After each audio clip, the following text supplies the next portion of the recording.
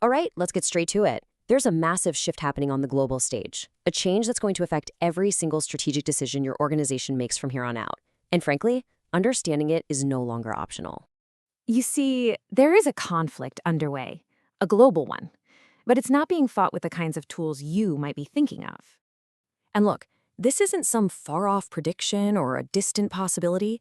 It is actively shaping your markets and your supply chains as we speak. Why can't you see it? Because there are no headlines announcing its start, no soldiers marching. It's a quiet conflict, fought with influence, with systems, and ultimately with control. Okay, so let's dive into part one. To really get a handle on this shift, we first have to look back at the world your business was actually built for, that stable, predictable system that has governed global commerce for decades.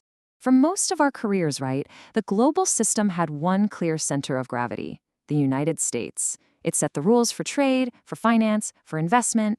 It created a predictable environment.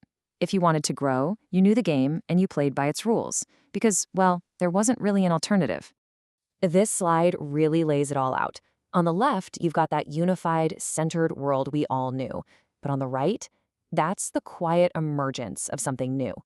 It's not a replacement, at least not yet. Think of it as a parallel system, with its own partnerships, its own trade routes, being built right alongside the old one. So how is this new architecture actually being constructed? Well, not with weapons, but with influence. This new system wasn't built by directly challenging the old one. It was done through a much more subtle, much more strategic process.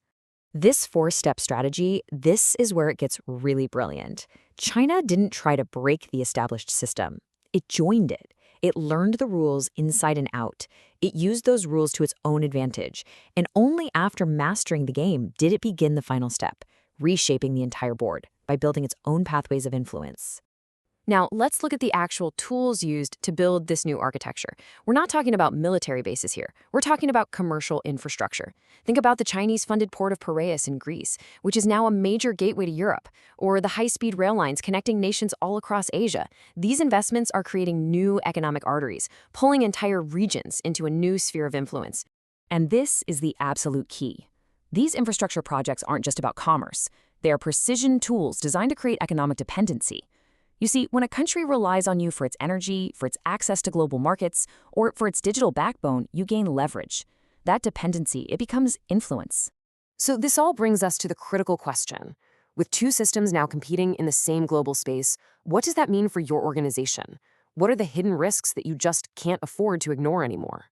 Just take a moment and think about your own operations. Where are your suppliers, your customers? How resilient are the pathways connecting them?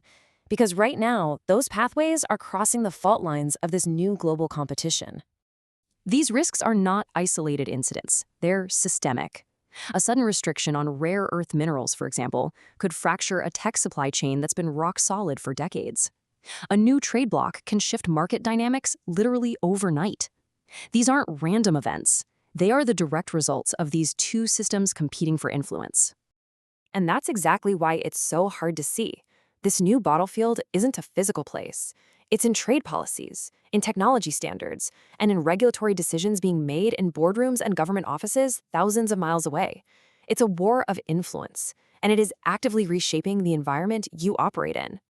So let's wrap this up with the single most important takeaway.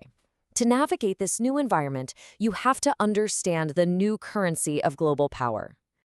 This is the fundamental rule of the 21st century.